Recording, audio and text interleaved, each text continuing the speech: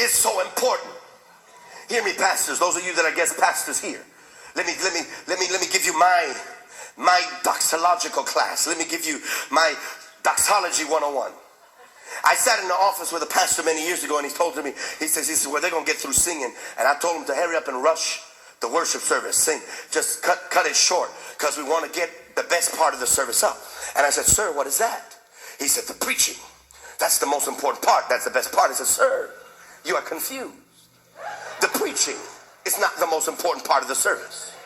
The preaching is not the best part of the service.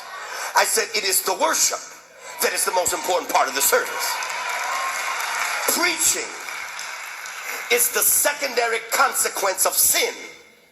We must preach today because man sinned yesterday. But had man not sinned, he was still called to worship. All of creation was created to praise the living God. And you never cut short. Let me tell you something.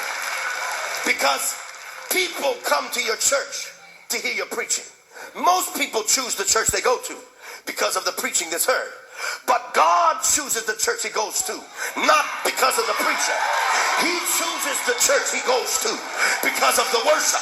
And you can be a great preacher, but if God is not here, the sick will not be healed, the bound will not be delivered, the sinner will not be saved. What's the use if we use all of our rhetoric, eloquence, and verbosity, and God is not present?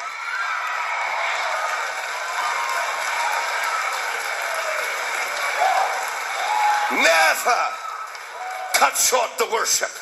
Never tell your praise team to cut it down. Cut your sermon short before you cut the praise short.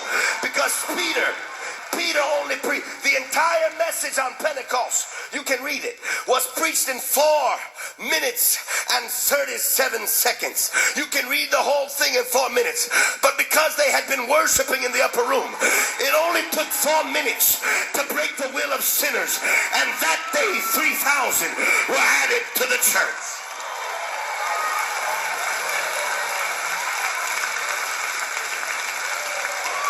But for 50 days, they had sat in his presence.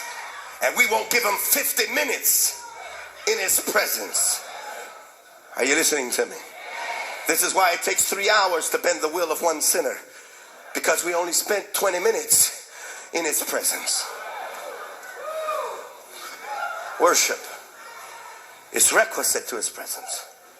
Why then does worship so important? Because the kingdom only comes when it recognizes what resembles it.